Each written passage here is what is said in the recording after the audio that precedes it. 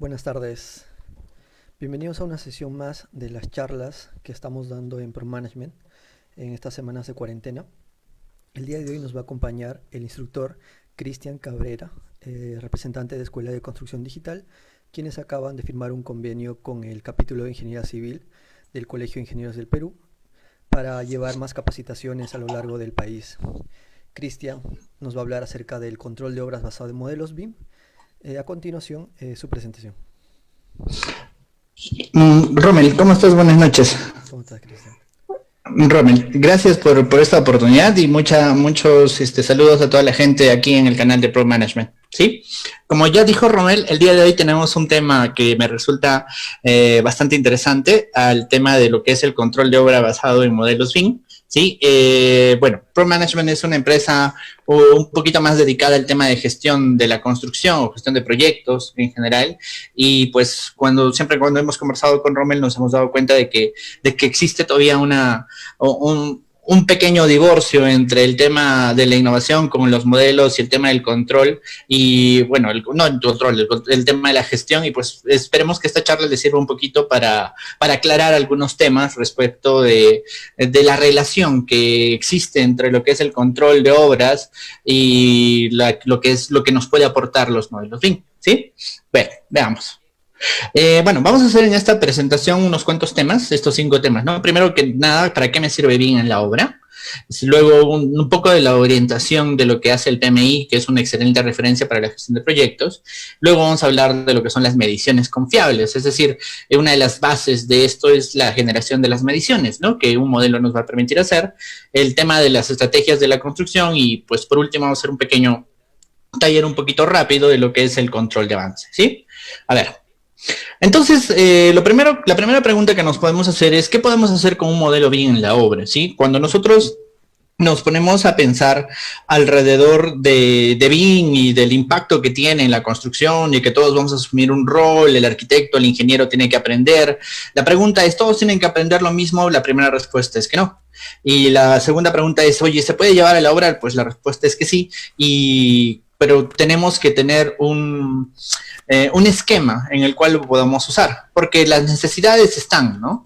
¿Qué necesidades existen? Pues muchísimas, y pues ante las necesidades surgen los requerimientos, ¿no? Y los requerimientos generan expectativa, ¿no? El día de hoy el tema del BIM genera una gran expectativa alrededor de los profesionales de la construcción, y me ha pasado, y nos pasa todo el tiempo, que piensan que BIM es una varita mágica, ¿no? Que te resuelve todos los problemas y te dice, no, si haces BIM vas a tener los metrados sectorizados, actualizados todo el tiempo y se lo puedes pedir a alguien y lo tienes rápidamente. La verdad es que tanto así no es, ¿no?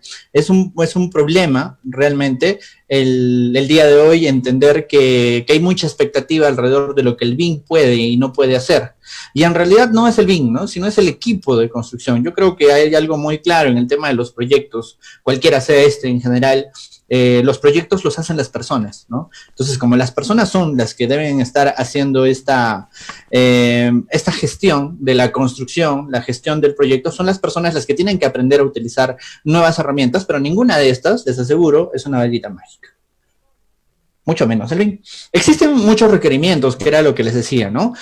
Por ejemplo, hay mucha gente que le importa mucho no pagarle tanto al personal o no tener desperdicios en el tema de la planificación o en el tema de la gestión de los contratos. Existen muchísimos requerimientos en el lado de la gestión de los proyectos, ¿sí? Podríamos enumerar muchísimos.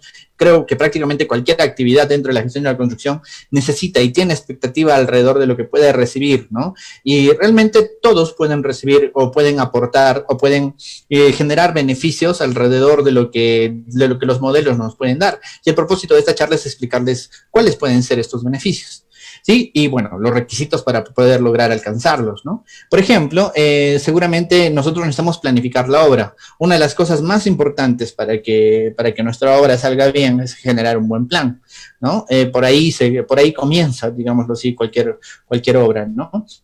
Entonces, ¿qué es lo que nos puede aportar un modelo? Un modelo, pues definitivamente lo primero y lo más rápido que nos va a hacer es el tema de las mediciones, es decir, metrados en el lenguaje coloquial peruano. Los cómputos métricos o las mediciones que se pueden obtener son tablas dinámicas de acuerdo a lo que está en el modelo. ¿Qué quiere decir? Si uno modela una vez y genera cambios, estos cambios se van a ver representados en las tablas. Además, dentro de estas tablas yo puedo generar asignaciones. Asignaciones como pueden ser los sectores, ¿no? Asignaciones como pueden ser los frentes, asignaciones como pueden ser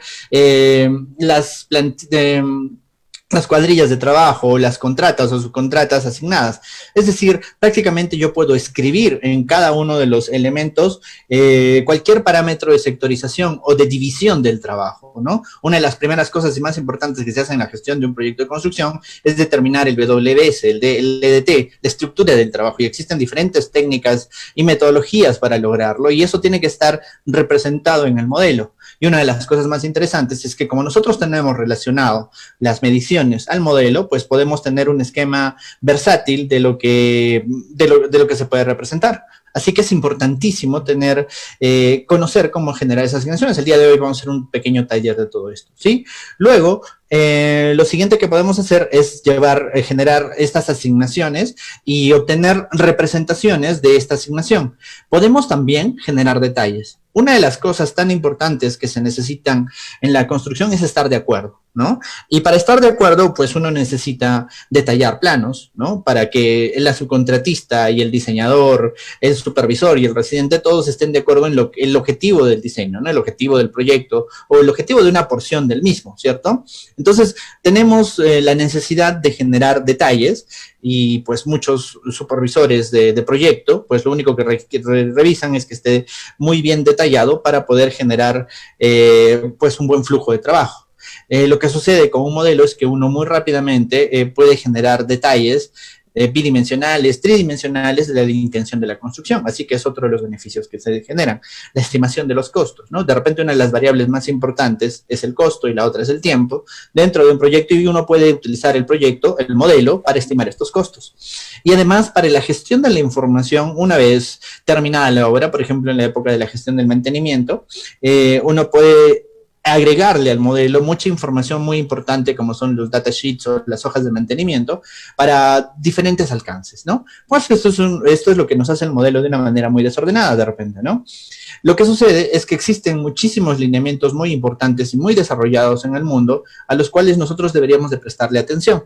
Por ejemplo, en este caso podríamos hablar de lo que es el PMI, ¿no? El PMI tiene un estudio que es el PMBOK, bueno, en realidad una publicación que se actualiza todo el tiempo, que tiene objetivos muy claros para cualquier proyecto y que también pueden ser llevados a un proyecto de construcción. Estas áreas del conocimiento, como se les llamaba en los libros anteriores, pues tiene diferentes divisiones de la gestión en general, ¿no? De repente la más importante, la actual, es la gestión de la integración. ¿Integración de qué? ¿No? Del alcance, el cronograma, la calidad, el costo, el riesgo, los recursos, las adquisiciones interesados y la comunicación. Pues vamos a evaluar cómo podría ayudarnos el modelo a cada uno de estos elementos, ¿no? En realidad se podría hablar solamente una charla de cómo BIM nos ayuda a enfocarnos en el BIM, o bueno, en realidad pues se puede hablar todo un libro de todo esto, ¿no? Por ejemplo, una de las cosas que podemos hacer alrededor de estas áreas del conocimiento en la gestión es, por ejemplo, en el tema del tiempo, ¿no? Podríamos validar el cronograma. Una de las cosas que sucede es que el día de hoy nosotros generamos cronogramas en diagramas de Gantt hechos en MS Project, que la verdad pues tiene 400 tareas y está pegada en toda la pared de nuestro proyecto, y la verdad representa la intención o la iteración cero de la intención de la construcción, ¿sí? Y estoy seguro de que el cronograma inicial planteado en la etapa de diseño en el expediente técnico inicial, pues la mayoría de las veces o casi nunca se utiliza. Luego, tiene que venir un equipo de obra que empieza a planificar a detalle, como debe de ser, con diferentes técnicas, como las Planner o cualquier otra, para enfocar pues las estrategias de acuerdo al avance o de acuerdo a las necesidades, de acuerdo a los hitos que se puedan tener en el proyecto en general. Entonces, estas intenciones se tienen que validar en el cronograma y se tienen que representar en lo que conocemos como una simulación constructiva. Esta simulación constructiva nos ayuda a validar el cronograma. Entonces, es uno de los alcances que podemos llegar a tener que se relacionan con las áreas de la gestión según el PMBOK. ¿sí? Igualmente, podríamos tener una estimación de los costos, ¿no? Estimar los costos es una de las cosas más importantes en la construcción público-privada, porque realmente para poder validar que el proyecto sea viable, una de las primeras cosas que se van a preguntar, como cualquier cliente en la calle, es, oye, a ojo de buen cubero, ¿cuánto me va a salir todo esto, no? Y esa es una pregunta muy difícil de responder y pues existen muchísimas formas de hacerlo, pues de manera manual, pero el modelo nos permite generar una interacción con softwares de costos o con las mismas tablas que se generan en Revit, por ejemplo.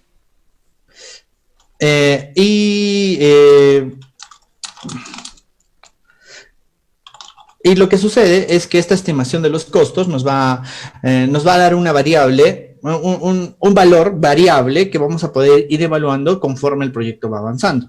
Es decir, existen diferentes técnicas para la estimación de los costos basados en modelos, en las etapas de preinversión o en las etapas de diseño conceptual, en las etapas de diseño detallado y sobre todo en las etapas, posteriores, ¿no?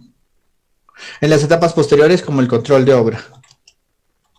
Sí, bueno, otra de las cosas que podemos hacer en estas áreas del conocimiento, y bueno, no las he detallado todas, se puede mostrar la idea del proyecto. Creo que una de las cosas que forman parte del éxito de cualquier proyecto es que todos estemos de acuerdo en la idea de lo que se va a construir, ¿sí? Entonces, un modelo BIM nos ayuda a representar visualmente el proyecto lo mejor posible, ¿cierto? Y esta visualización del proyecto nos da muchísima información visual que se puede validar por los expertos en obra en lo que se llaman las sesiones ICE o las sesiones de ingeniería concurrente, donde se puede gestionar a los interesados, que es otra de los intereses alineados al PMBOK, donde yo puedo traer al contratista, al subcontratista, al supervisor municipal y estar de acuerdo de una manera totalmente distinta y romper los esquemas o los paradigmas tradicionales de la construcción. Entonces, con un modelo BIM yo puedo hacer las cosas que siempre he hecho de una mucha mejor manera, ¿cierto? Entonces, puedo gestionar los interesados, prender un proyector, poner una tele y empezar a navegar en mi modelo y tratar de encontrar problemas y solucionarlos, ¿no? Vamos a hablar un poquito más de eso más adelante, ¿no? Listo, entonces, como les decía, podríamos analizar cada uno de estos casos y empezar a ver muchísimos temas y realmente eso podría generar un diplomado, que sería gestión de la construcción con BIM, ¿no? Basados o lo que se llama BIM Management o gerencia de obra BIM. Realmente hay muchísimos temas alrededor de todo eso, ¿no? Otra de las cosas, bueno, una de las necesidades que se dan en la gestión de un proyecto basado en BIM es que nosotros generemos mediciones confiables. ¿Cómo logramos todo ese alcance? ¿Cómo logro hacer que un costo tenga validez? ¿Cómo logro hacer que una medición tenga validez? ¿Cómo logro hacer que un diseño o una simulación tenga validez? Necesitamos darle un cierto grado de confiabilidad al modelo. Hay muchos casos en los cuales una empresa contrata a un modelador, le dice modela y simplemente luego cuando tienen las mediciones, estas no sirven, ¿sí? ¿Por qué? Porque necesitamos un tema del control de la calidad del modelo, es decir, medir la confiabilidad de la data generada en el mismo. ¿Sí? Entonces vamos a hablar un poquito de todo eso, ¿sí? Probablemente el beneficio más grande de tener un modelo es que nosotros vamos a poder extraer mediciones de manera muy rápida. Es decir, de una manera sencilla y rápida, sin el tradicional trabajo de generar una medición manual como una tabla de Excel de por medio y lápices marcando todos los planos, nosotros podemos extraer tablas dinámicas que representen lo que es la intención de diseño. Perfecto. Esto es algo muy, muy interesante, pero pues que vamos a hacer en un pequeño ejercicio un poquito más adelante, ¿sí? Entonces aquí existe una limitación o un paradigma muy interesante que es para poder generar buenas mediciones, el modelo debe seguir procedimientos constructivos y las personas en campo deben poder sacar información, modificarla y gestionarla. Para hacerles un ejemplo de esto, ya tengo preparado mi pequeño Revit y lo que voy a hacer es mostrarles un pequeño modelo de estructuras. Bueno, que está en la versión 2019, y la voy a abrir ahora. Sí, para poder mostrarles el proceso con el cual nosotros, por ejemplo, extraemos mediciones, ¿no? Vamos a extraer mediciones de un modelo, y con ese modelo vamos a empezar a trabajar, ¿sí? Vamos a empezar a trabajar para generar todo lo que hemos hablado durante estos 15 minutos, ¿sí? Porque mi interés es que ustedes vean la aplicación y puedan empezar a generar criterio alrededor de lo que tienen que aprender, ¿sí? Porque todos tenemos que aprender cosas diferentes. Si nosotros tenemos 30, 40, 50 años, de repente tenemos que aprender cosas diferentes a lo que tendría que aprender alguien de 20 años que recién está estudiando. Pero todos vamos a tener que interactuar con estas herramientas y utilizarlas dentro del ámbito que nos corresponde, ¿sí? Entonces, para eso estoy generando este pequeño ejemplo. Ya está. A ver. Aquí está. Un guardado en la versión 2020, se pasaron.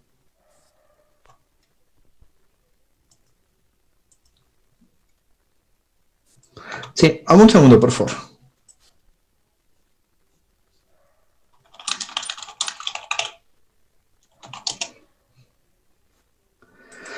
Bueno, el objetivo de esta última parte o del taller es que ustedes entiendan que los procedimientos no son complicados, ¿sí?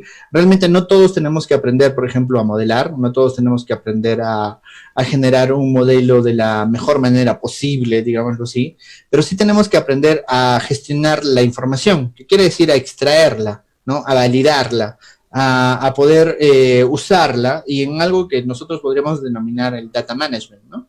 Es decir, la gestión de los datos realizados desde el modelo. Y ahora sí voy a abrir. Fíjense que me han hecho abrir los 3 Revits. Sí, pues estaba en la versión 2020. Ahora sí, listo. A ver, aquí tengo un modelo, ¿sí? Este modelo de estructuras, en la vista en 3D, me va a mostrar el proyecto. Un proyecto súper sencillo y académico, lo voy a ignorar, aquí está, ¿no? Este es un proyecto de estructuras, ¿sí?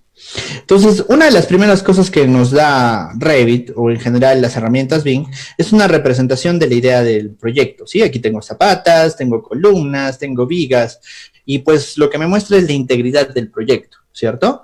Esta integridad del proyecto además me puede extraer información, ¿sí? Por ejemplo, el procedimiento de la extracción de la información es bastante sencillo, ¿no? En la cinta de vista, es decir, una vez que yo tengo mi modelo abierto, en la cinta de vista yo tengo una función que se llama tablas de planificación. Las tablas de planificación son es el procedimiento con el cual se genera esta extracción.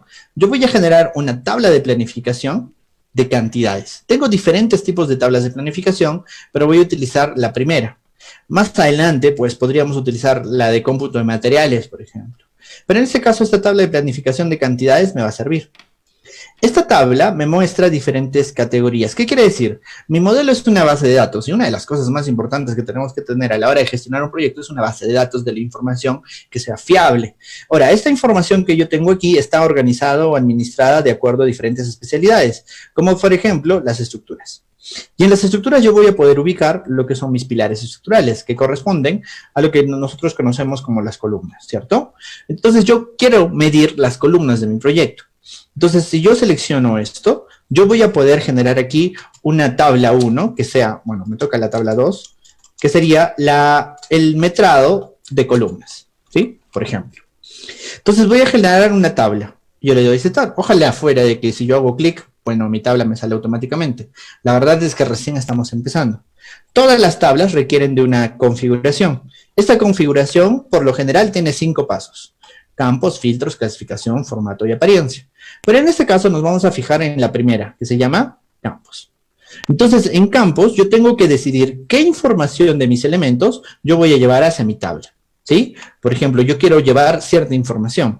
Estoy seguro que la información más importante de la columna de lo que nosotros necesitamos es el volumen. Entonces, lo que yo voy a hacer es llevar mi volumen hacia los campos que voy a tener en mi tabla. Yo le puedo hacer un doble clic y va a aparecer en el otro extremo. Y como esto es un pequeño taller, yo quiero darle a aceptar hasta ahí. Yo le voy a dar a aceptar y me voy a generar una tabla. Fíjense, estoy en la tabla que se llama metrado de columnas, donde yo estoy extrayendo la información llamada volumen de mis diferentes elementos. ¿Qué quiere decir? Si yo me voy a mi proyecto, cada uno de estos elementos llamados columnas, si yo los selecciono, en su paleta de propiedades, que es la que está aquí a la izquierda, me va a mostrar diferentes elementos, entre ellos dentro de cotas, el volumen, 0.198 metros cúbicos. Si yo selecciono otra columna, como por ejemplo estas de acá abajo que son más grandes, yo también voy a tener el volumen del mismo. Este volumen obviamente se calcula de acuerdo a lo que es la altura y la sección que va a tener este elemento, ¿cierto? Entonces, los modelos BIM tienen la característica llamada modelado paramétrico. ¿Qué quiere decir? Lo que yo represento me va a hacer consistente en las magnitudes, como el área o el volumen de lo que yo quiera representar. Así que esto básicamente es la extracción de un proceso previo. Previamente se ha modelado y luego yo puedo extraer el metrado de mis columnas. Por el momento, si me doy cuenta, tengo únicamente el valor del volumen, pero yo no quiero el volumen, necesito identificadores, ¿cierto? Entonces vamos a agregar identificadores en la paleta de campos. En la paleta de campos le voy a decir que ahora voy a agregar el tipo. El tipo es el equivalente a lo que sería el nombre, entonces estoy poniendo nombre y volumen. Si yo le doy a aceptar, me va a agregar una nueva pestaña donde me está diciendo que todas las columnas del proyecto son de 30 por 30. No hay ningún problema. Yo puedo agregar otro campo, que me parece muy importante, porque yo necesito empezar a sectorizar. Necesito empezar a clasificar mis elementos. Por ejemplo, una de las cosas muy importantes por las cuales yo tengo que clasificarlos es por el nivel al que pertenecen, ¿no? Pero nosotros sabemos que si nosotros tenemos una columna, se clasifican por el nivel que está en la base, ¿cierto? Porque la columna del piso 1, pues si está en el piso 1, ha empezado en la parte inferior. Y en este caso tengo la parte que se llama nivel base. Si yo le doy nivel base, fíjense que me extrae esa información, el nivel en la base, que si está bien configurado, nos va a dar un código, nos va a dar el nombre y nos va a dar la cota. Aquí este proyecto que pertenece a nuestro amigo Jensen Huancachoque, pues nos da toda esa información pues muy ordenada. Pero nos daremos cuenta de que por cuestiones de orden yo necesito colocar esto seca y de repente tipo y volumen hacia el otro lado. Entonces ahí yo tengo que ir nuevamente hacia campos. Y en campos lo que voy a hacer es ordenar el orden. Bueno, ordenar el orden, ¿no? Reordenar el orden de lo que tengo aquí. El nivel base lo voy a llevar hacia arriba, ¿sí? Y en el nivel base me voy a dar cuenta de que si está en el primer nivel, va a cambiar en el orden de las columnas de la tabla.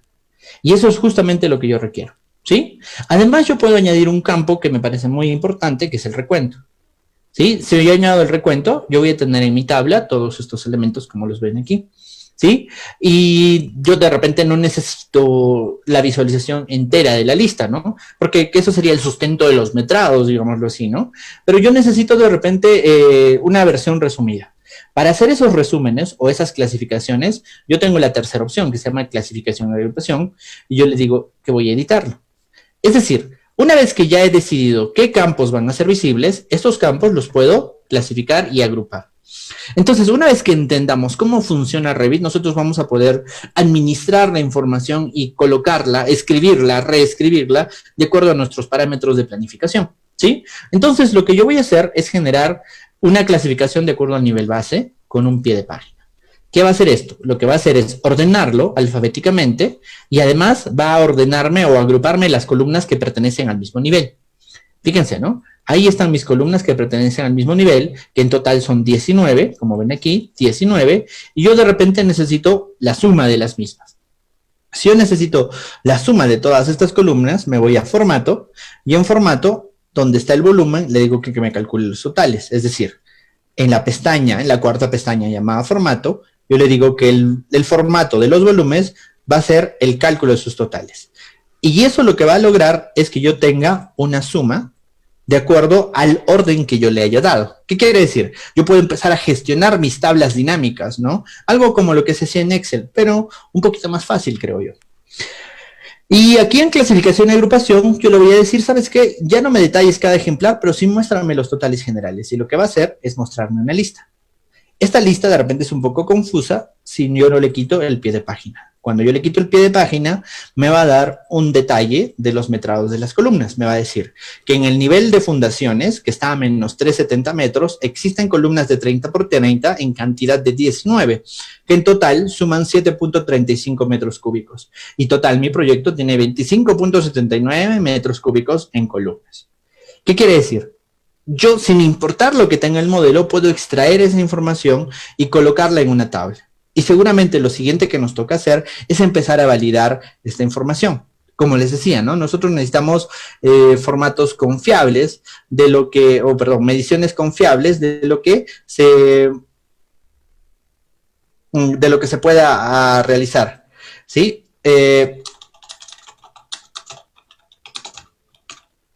Entonces vamos a generar una nueva tabla, ¿sí? Pero antes de generar esa nueva tabla, vamos a pasar a revisar esta, ¿sí? Yo puedo en vista empezar a generar una visualización que se llame mosaico, ¿sí? Y en la vista de mosaico, si yo alejo esta vista, yo podría empezar a reconocer los elementos. Por ejemplo, aquí, si yo selecciono esto, me va a seleccionar todas las columnas, las 18 columnas del tercer piso. Aquí me va a reconocer las 18 columnas del piso del departamento 3. Entonces, yo podría empezar a decirle, ¿sabes qué? Quiero detallar todos los ejemplares, es decir, mostrarme la lista completa y podría empezar a evaluar cada una de las columnas que yo tengo. Fíjense, ¿no? Cuando yo selecciono una, me muestra en el modelo a cuál me estoy refiriendo.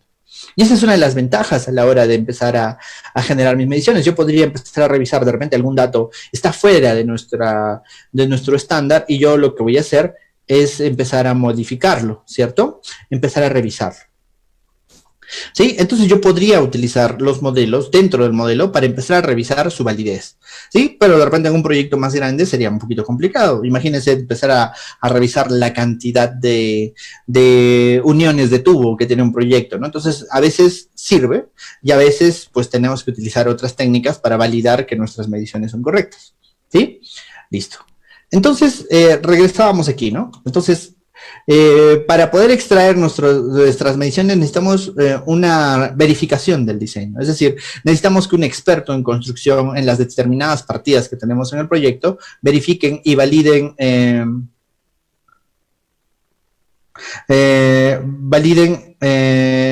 la importancia del mismo, ¿sí? Validen la coherencia del mismo, ¿sí? Entonces ese proceso de la extracción de mediciones requiere también que tengamos un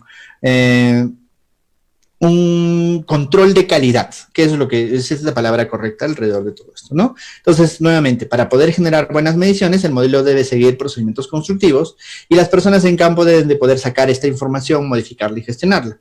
¿Qué quiere decir? Para los procesos después del diseño, es decir, cuando se entrega el modelo para el equipo de obra, estas personas en obra tienen que tener la habilidad, primero, de extraer la información.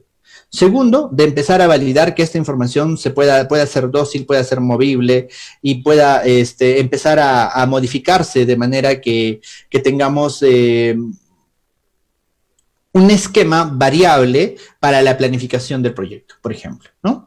Entonces, empecemos a hablar un poquito de la relación de BIM con las diferentes estrategias que existen en la construcción. Es decir, yo podría empezar a hablar de, por ejemplo, Lean Construction, o de BIM, o de PMI, y muchísimos otros esquemas de gestión de la construcción, o enfoques de gestión de la construcción que existen, como el Lean, como el BDC, como el PMI, muchísimos más, ¿no? Y de repente uno de los matrimonios más acertados que existen en la industria de la construcción el día de hoy es relacionar BIM y Lean Construction, ¿no? Lean Construction es, pues, como ustedes ya deben de saber, un conjunto es una filosofía, primero que nada, en la que tratamos de disminuir o aminorar completamente los desperdicios en la obra. Se logra mediante la reducción de la variabilidad, ¿no? Y siendo muy ágiles en el momento de la decisión y de los módulos a realizarse. Entonces, existen diferentes técnicas para generarlo, bueno, de las cuales yo no soy experto, pero lo que sucede es que eso se pueden hacer y se puede hacer la esquematización del planeamiento con, por ejemplo, cualquier técnica de las Planner o del Lean Construction en general.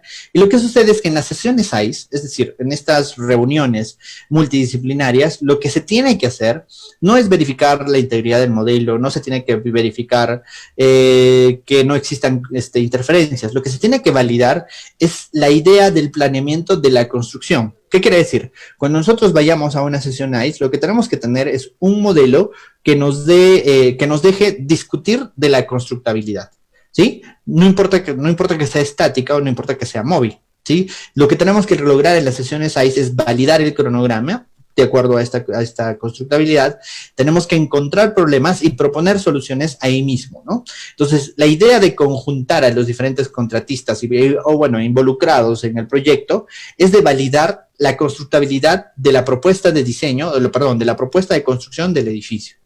Entonces, para eso sirve. Muy bien. Entonces, ¿qué se necesita para eso? Pues necesitamos sectorizar. Necesitamos que nuestros metrados tengan de repente otro tipo de alcance, ¿no? No solamente el que nosotros estamos viendo, ¿no?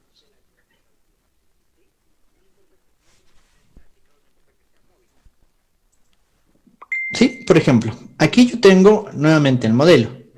Y lo que sucede es que para poder generar una planificación de acuerdo a cualquier sistema, uno de los objetivos primarios sería poder generar un parámetro, ¿no? Un parámetro llamado sector y asignárselo a los diferentes elementos, ¿sí? Podríamos generar un parámetro diferente que podría ser el frente, ¿sí? Y pues existen muchísimas cosas que nosotros podríamos hacer en estos parámetros, ¿no? Podríamos definir, por ejemplo, la contratista, si está construido o si no está construido. Yo voy a crear un parámetro nuevo que se llame frente, ¿sí?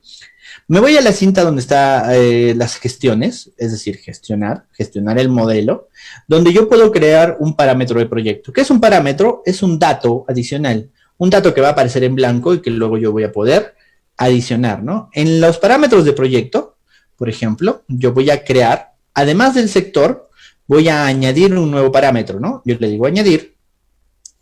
Y en añadir yo lo que voy a hacer es agregar el parámetro que se llame frente, ¿no? Este parámetro de frente va a ser un parámetro de texto agrupado en construcción y que va a afectar a muchísimos elementos. Ahí es la parte importante, ¿no? Tienen que afectar a armadura, a armazón, a cimentación estructural, a las escaleras probablemente, a lo que son los muros, a lo que son las piezas, los pilares estructurales, las rampas probablemente y los suelos. ¿Sí? Listo. Entonces, cuando uno crea un parámetro, tiene que generar una asignación. Primero que nada, defino el ámbito o las unidades, ¿no? Del proyecto, del parámetro. Y luego lo que voy a generar es una clasificación, si es por tipo, por ejemplar, si es un parámetro de proyecto. Y lo más importante es la asignación. Es decir, a qué elementos de mi proyecto se van a poder agregar. Listo. Entonces he creado un parámetro llamado frente. Este parámetro llamado frente, una vez que yo lo he creado, cuando yo me vaya hacia mi columna, además de tener sector, va a tener un parámetro frente donde yo voy a poder escribir, ¿sí? Y me doy cuenta de que mi proyecto, ahora, si yo selecciono todos estos elementos, por ejemplo, tengo en la forma de escribir frente, y puedo decir que, por ejemplo, todo este es el frente 1. Y luego puedo decir que todo esto de aquí es el frente 2. Listo. He hecho una asignación, ¿sí? Una asignación que no es visible, pero una vez que yo selecciono el elemento, me voy a dar cuenta de que este pertenece al frente 1. Pero a mí lo que me interesa no solamente es la visibilidad, me interesa los datos, ¿no? Y los datos están en tablas, ¿no? En estos metrados de columnas. Una de las cosas versátiles que existe en Revit es que yo puedo generar un duplicado. Puedo generar un duplicado de los metrados y este metrado le puedo cambiar de nombre y le puedo decir columnas por frente. Y lo que yo voy a hacer es agregar un campo llamado frente y el frente lo llevo hasta el primer escaño. Y fíjense, ¿no? Las columnas, algunas están bien asignadas y tienen el parámetro frente. Y lo que yo puedo hacer es volver a clasificar mi proyecto por frente y luego por nivel base. Si yo hago eso, fíjense, mi proyecto se va a reordenar, mi tabla se va a reordenar. Y lo que puedo hacer es generar un pie de página entre cada uno. De tal manera de que yo tengo frentes, pisos y elementos, ¿no? El metrado global no ha cambiado. El metrado global pues me va a servir para los costeos, ¿no? Probablemente. Pero cuando yo empiece a planificar, yo necesito dividir en lo que son pedidos, ¿no? O diferentes escaños de todo esto, ¿no? Y lo que vamos a hacer aquí es en clasificación y agrupación, quitarle el detallar cada ejemplar. Y cuando yo le quito el detallar cada ejemplar, me va a mostrar un resumen, ¿no? Me va a decir que en el frente 1, en el nivel de fundaciones, hay 9 recuentos, ¿no? En el frente 2 hay 7 columnas, ¿no? Entonces yo puedo empezar a sectorizar mi proyecto de acuerdo a un parámetro, cualquier parámetro sea este, ¿sí? Y lo interesante es que lo que yo puedo hacer es empezar a representarlo en mi proyecto como una vista por frentes. Es decir, además de lo que hemos hecho, yo puedo agarrar este proyecto y decirle, ¿sabes qué? Necesito que la visualización acompañe a mi categorización. Es decir, que en filtros yo pueda añadir una especificación de lo que estoy tratando de representar. Por ejemplo, yo estoy tratando de representar y diferenciar a los elementos del frente 1. Entonces, en el frente 1 yo voy a seleccionar únicamente, por ahora, a las columnas, a los pilares estructurales. Y estos pilares van a tener que cumplir una regla. La regla es que dentro del parámetro frente tengan el valor que se llama frente 1. Esto que ven aquí se llama filtro de visualización. Este filtro va a hacer una selección de las categorías, ¿sí? Y lo que va a hacer es mostrarnos las reglas, ¿no? Una regla que va a cumplirse. Por ejemplo, la regla es que dentro de frente existe el valor frente 1. Además, que sean pilares, ¿no? Y esto nos va a generar una selección. Entonces, lo que va a hacer esto es una regla de selección. Esta regla de selección, o un filtro basado en reglas, como dice aquí, lo voy a agregar. Y lo que voy a hacer es modificar el patrón de los elementos y el color hacia un verde de todos los elementos que cumplan la condición. ¿Qué quiere decir? Todos los elementos que pertenezcan a frente 1, que son columnas que tienen frente 1, van a estar teñidas de verde. Si yo le doy a aceptar, pues mis columnas en el proyecto se van a teñir de verde. Lo mismo, ¿no? Voy a hacer un filtro, que en este caso va a ser un duplicado del anterior, ¿no? Con este botón de aquí, yo puedo duplicarlo, y este nuevo filtro le voy a llamar frente 2, y lo que voy a hacer es cambiarle la regla, ¿no? Que dentro de frente ahora aparezca frente 2. Si yo hago eso, tengo el nuevo filtro y puedo establecerle una regla de modificación de la visualización distinta, por ejemplo, que sean rosados. De tal manera que yo puedo encontrar así a mis elementos. Además, yo podría visualizar únicamente a los pilares, ¿no? A los pilares estructurales, de tal manera que me doy cuenta cuáles son los pilares que no he asignado. Y probablemente me haya equivocado y lo que tenga que hacer es seleccionarlos y decirles, todos ustedes pertenecen al frente 1. Listo. ¿Sí?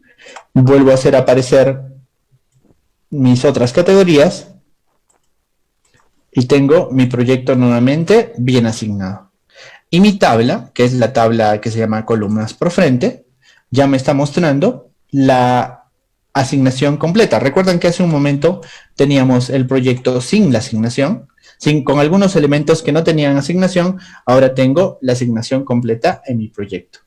Entonces, fíjense, ¿no? El valor general no cambia, ¿sí?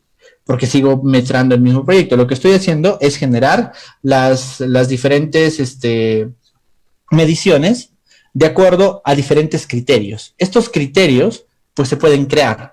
Ustedes tienen que aprender a crearlo para generar una planificación. Y esa planificación es la que nosotros vamos a ir variando de acuerdo a las técnicas que ustedes estudian en la parte de gestión de proyectos. Estos modelos se tienen que llevar hacia otros softwares, como pueden ser Navisworks. En Navisworks yo puedo concatenar múltiples especialidades para poder tener una idea del proyecto, ya no solamente de estructuras, sino, por ejemplo, de arquitectura, de instalaciones sanitarias, eléctricas, mecánicas, y es allí donde empieza la complicación. Porque de repente las estructuras son bastante sencillas, ¿no? Visualmente o geométricamente las estructuras pues no son tan complicadas. ¿Dónde entra la complicación de un proyecto? Cuando tenemos ya más especialidades en juego, ¿sí? Y lo que les quería mostrar era esto, ¿no? El tema del control del avance. Es decir, en determinado momento lo que vamos a tener que hacer es esto, ¿no? Aprender a extraer mediciones, ¿sí? ¿Se han dado cuenta? Es un proceso que se llama generación de tablas de planificación. ¿Sí? Lo siguiente que vamos a tener que aprender es generar parámetros de sectorización, es decir, diferentes parámetros como frente, sector, o semana, o un parámetro que se llame construido, ¿no? Y decirle que es un check, si está construido o no está construido, ¿no? Y lo siguiente es presentar estas tablas acompañados de visualizaciones del modelo en 3D para representar el avance de nuestra obra. Y segundo, generar lo que son parámetros de sectorización. Y tercero, la presentación de los mismos, ¿no? Entonces, quiero retornar aquí. ¿Dónde estamos? A este punto, ¿no? Lo que sucede es que todo se basa en el dinamismo que le da las mediciones, ¿no? Antes lo que sucedía era que nosotros teníamos que metrar a mano y era un proceso que demoraba días y tenías que tener gente especialista en la extracción de metrados para que pueda interpretar los planos y transformarlos en una data confiable, ¿sí? Generalmente lo que sucede en la construcción es que los que metran son los que menos saben, es decir, los recién egresados, ¿no? Y estos son los que tienen que metrar y hacen cualquier cosa y eso ocasiona problemas en las obras, ¿no? Es una historia totalmente comprobada, ¿no? Los peores proyectos son los que se han metrado o se han tomado decisiones en base a data que no es confiable. Entonces, en el punto del BIM, pues uno dice, ya, perfecto, me va a ayudar a generar metrados más rápido, sí, pero no, nuevamente no van a ser confiables si es que nosotros no podemos validar esa información con una revisión o un control de calidad del modelo, hasta decir, ¿sabes qué?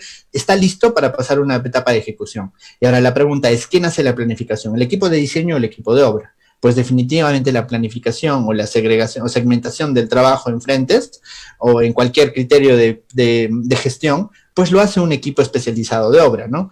Y ese equipo pues tiene que empezar a decir, bueno, vamos a empezar por allá, tú te encargas, el residente 1 se encarga de todo este frente, el residente 2 se encarga de este frente, y cada uno puede tener criterios distintos. Entonces nuestra labor como ingenieros arquitectos de planificación es entender que las herramientas nos van a permitir generar mucho más rápido esta data. ¿Sí? Y esta data tiene que ser confiable, así que tenemos que aprender a revisarla respecto de lo que nos entrega diseño. Entonces, las personas en el campo deben de poder extraer esta información, modificarla y hacer lo que se llama o se conoce como el data management o la gestión del proyecto, de la información del proyecto. Listo. No sé si tienen alguna pregunta al respecto de lo que les he querido mostrar.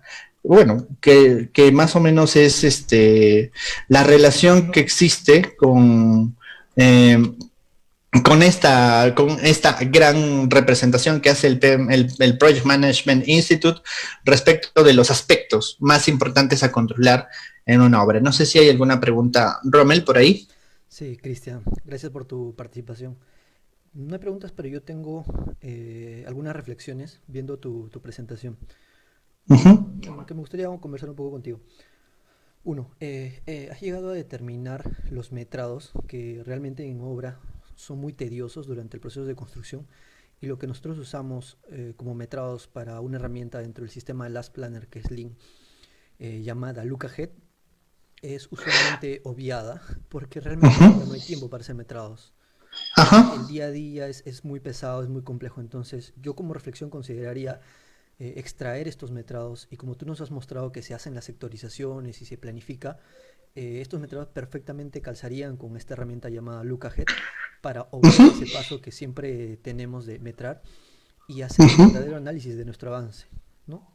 Creo que esa es una muy buena, muy buen aporte de BIM hacia lo que es el Lucahead. Yo creo que ¿cómo se llama? Solamente corregir un término, ¿no? No es obviar, simplemente que el proceso de la generación de las mediciones se ha reducido en su tiempo y se ha eficientado mediante esto, ¿no? No se obvia, porque igual vas a hacer la gestión o la extracción de las mediciones, solo que el proceso ya no es manual, sino es automático, por así decirlo, ¿no?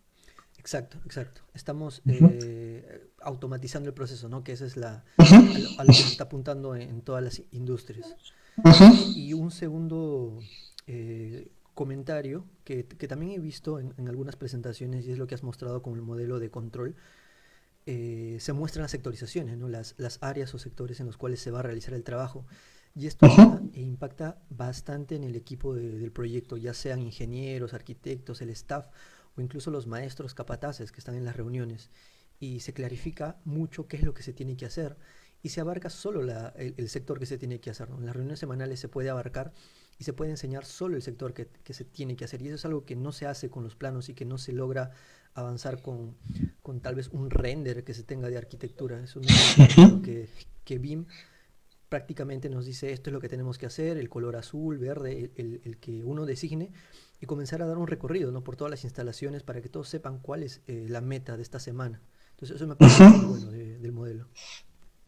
Divide y conquistas. Aquí puedes dividir y ocultar todo lo que no requieres, ¿no? Así de simple. Listo. No sé si hay alguna otra Sí, consulta. acá tengo algunas preguntas. Manuel nos A ver. comenta si dictan algún curso de control de avance de obras. No, eso es para ProManager. Lo contestaremos en algún momento. Sí, todavía no está lanzado, pero por ahí sería una buena alternativa. Yuri nos dice, ¿cómo llevar información del modelo, por ejemplo, Ujú. baterías sanitarias, hacia el personal obrero en campo?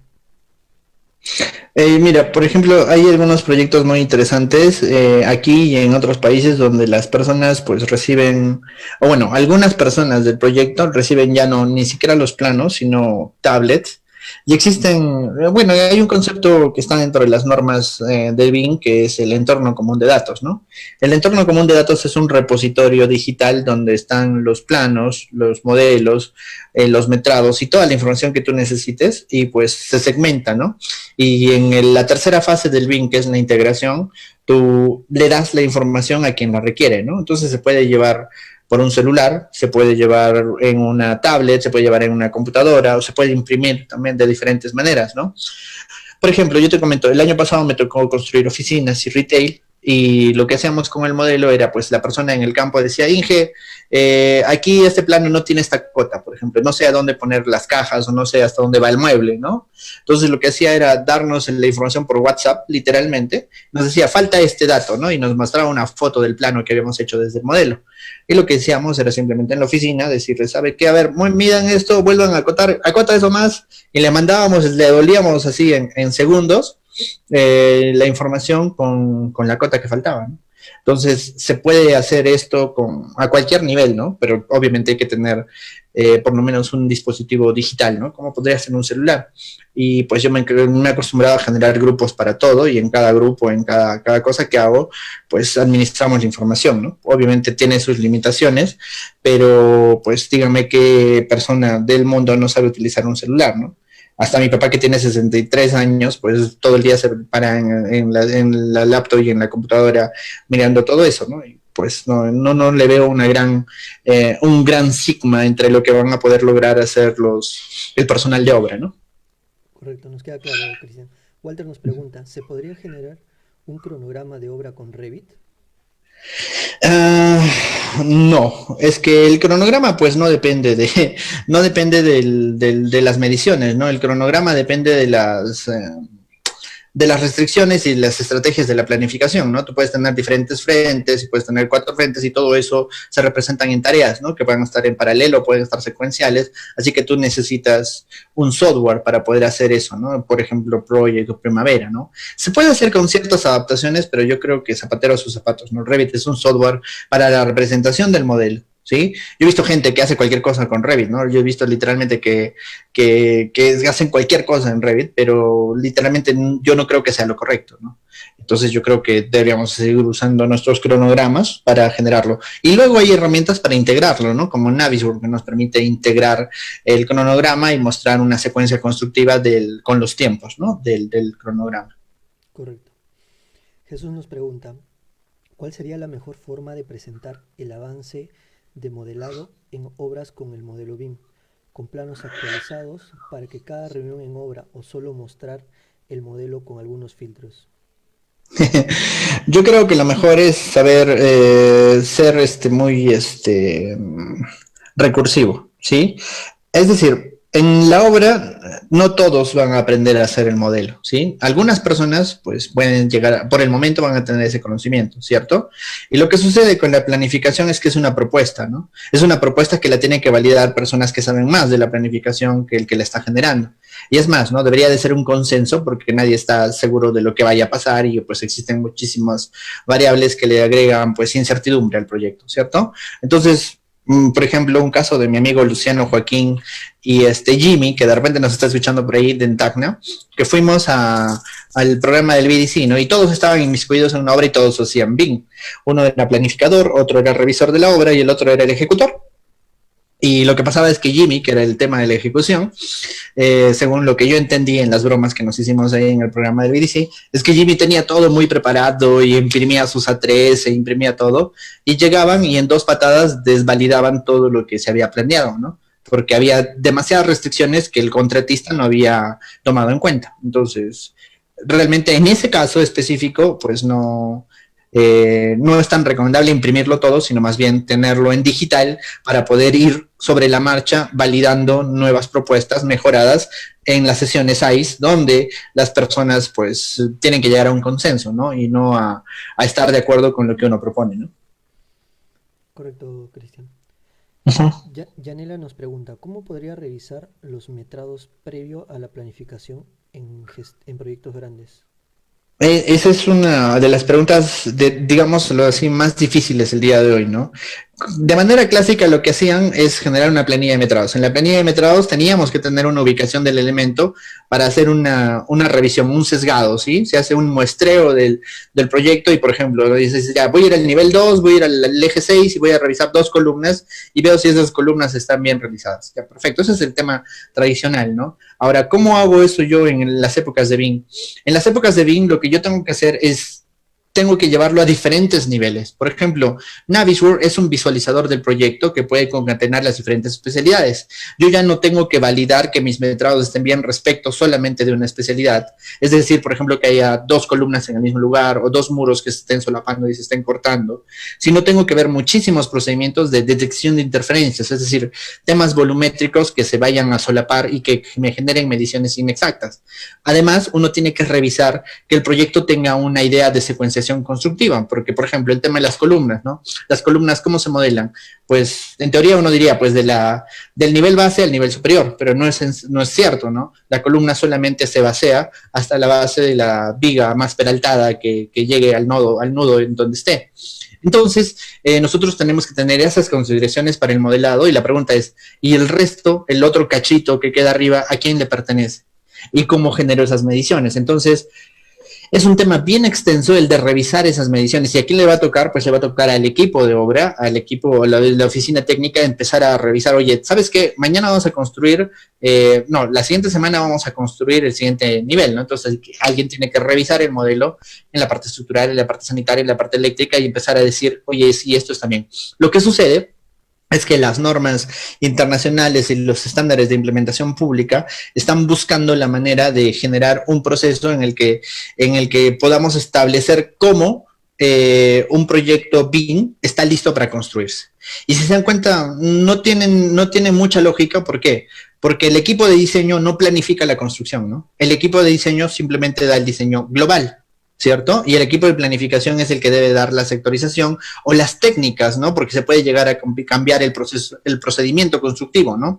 Y cambiar procesos de modelado, de vaciado in situ por vaciado por prefabricados. Y las formas, literalmente, en las prelosas o en los diferentes pueden llegar a cambiar. Y esas son decisiones que se toman en obra.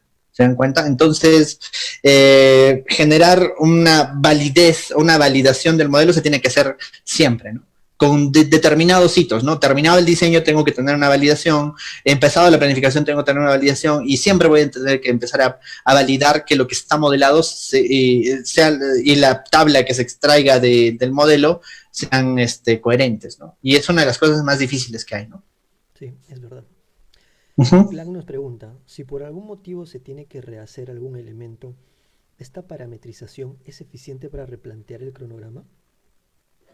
De nuevo, por favor, Romel, ¿qué dijo? A ver, de nuevo. Si por algún motivo se tiene que rehacer algún elemento, ¿esta parametrización es eficiente para replantear el cronograma? Claro, o sea, si mira, cuando tú modelas, tú generas un elemento virtual que tiene las características que tú has planteado, ¿sí? Si tú, por ejemplo, cambias una columna de 30 por 30 por una columna de 40 por 30 porque tu análisis estructural te pide eso, pues los datos van a ser coherentes. ¿sí? Siempre y cuando pues se cumplan ciertas condiciones, ¿no? Que la familia esté bien generada, que las condiciones constructivas se generen, pero por ejemplo, si tú le cambias de 30 a 40 tu columna, pues el centro de gravedad o el centro de masa se va a cambiar, se va a mover. Y seguramente lo que tú vas a tener que hacer es alinear ya no al eje, de repente probablemente a las caras para poder respetar los límites de propiedad en la estructuración, por ejemplo. ¿Sí? Y ese traslado lo que va a hacer es que el cachito superior de la columna de 30 por 40 se choque con una viga. ¿Te das cuenta? Entonces vas a tener que ver nuevas consideraciones y volver a revisarlo. Es decir, los cambios en el diseño pues ocasionan cambios en el diseño que tú tienes que volver a verificar y corroborar. Ahora, no quiere decir que el modelo esté mal. Lo que quiere decir es que cualquier cambio implica cambios en el propio proyecto, ¿no? Correcto. Johnny nos pregunta, ¿BIM también es aplicable a la autoconstrucción? ¿Qué función cumplimos aquí y en qué deberíamos especializarnos dentro del mundo BIM? Muchas gracias. Mm, Yo creo que la autoconstrucción tiene una gran ventaja, ¿no? Los que saben construir más son los albañiles, literalmente, ¿no? Que ellos construyan bien o construyan mal, construyan económicamente o construyan económicamente mal, es otro carácter, ¿no? Pero en realidad hay una oportunidad en la autoconstrucción, ¿no? Porque si, por ejemplo, yo tengo muchos amigos en México, en Colombia y en Bolivia que no son profesionales y que han llevado a los cursos para generar modelos y modelan más a detalle de lo que podríamos hacer nosotros porque lo entienden, ¿no? Y te hacen preguntas muy difíciles porque te dicen, oye, ¿sabes qué? Pero es que en la obra esto es así, ¿no? No se aploma hasta aquí y tú te quedas y dices, él sabe más que yo porque él construye, él es el que mete las manos, él es el planner real, ¿no? Entonces existe una gran oportunidad alrededor de que estas sean las personas que generen los modelos en los siguientes años, ¿no? Y son precisamente las personas que conocen más o por las que las pueden revisar. Si se dan cuenta, entonces, en el programa del BTC que llevamos hace unas cuantas semanas, una de las cosas que aprendimos es eso, de que el último planificador es el quien debería de tomar las decisiones, ¿no? Y el último planificador es esa persona de obra, ¿no? La que conoce más. Entonces, en temas de autoconstrucción, con un poco más de capacitación dirigida, pues podemos llegar a tener una oportunidad interesante, ¿no? De participación de las personas que tienen el conocimiento real de la construcción, ¿no? Ya, Romel. Sí, no, pero me queda una duda de lo que él comentó. ¿Qué función cumplimos aquí y en qué deberíamos especializarnos dentro del mundo BIM? Depende de cada uno de sus aspiraciones, ¿no? Cada persona tiene aspiraciones diferentes, ¿no? Yo Hay gente entiendo, que solamente... sí, yo entiendo que la pregunta va a que esta persona hace mucha autoconstrucción. ¿Qué cosa, qué Ajá. recomiendas para las personas que hacen autoconstrucción? Esos ingenieros que se encargan de Ah, obras y tienen un maestro y construyen, nada más. esas personas deberían de aprender a modelar y ser modeladores, ¿no? Y una vez que aprendan a hacer sus modelos, van a empezar a generar muy buenas autocríticas y conversaciones con otros encargados, o simplemente podrían ayudar a que el personal que esté a su cargo, pues entienda mucho mejor la idea de la construcción, ¿no? Y lo bueno es que tú le mandas eso a un ingeniero, un arquitecto, y el ingeniero arquitecto va a entender la idea y simplemente va a validarle y va a decirte, oye, no, esto no funciona así, o esto puede mejorar, o aquí no hay estabilidad, etcétera, etcétera, ¿no?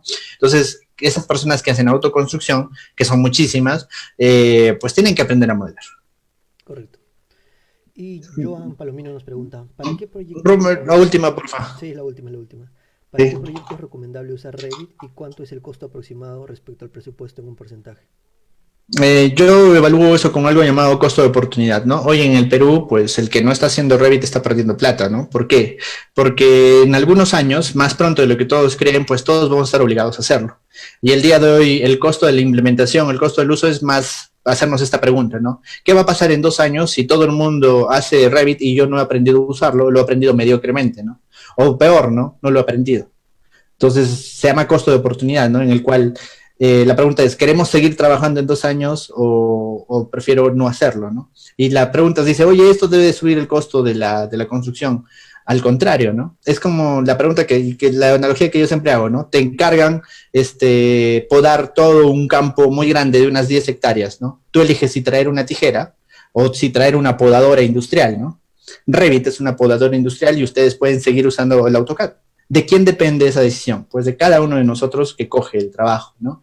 Realmente cuando uno aprovecha las bondades de estas herramientas y las entiende y las aplica, pues realmente los ahorros son evidentes. Obviamente es un proceso, ¿no? La primera vez va a tomar más tiempo y va a ser mucho más esfuerzo, pero luego van a ver los beneficios y sobre todo la vigencia, ¿no? Nosotros queremos seguir trabajando, ¿no? Y pues realmente esto nos va a ayudar a tener más trabajo más pronto de lo que ustedes creen, ¿no? En cualquier ámbito que se desarrolle. Perfecto, Cristian. Muchas gracias por tu participación. Estás cordialmente invitado a una próxima sesión de charlas. Muchas gracias, Romel, por invitarme. Hasta luego con todos. Hasta luego con todos.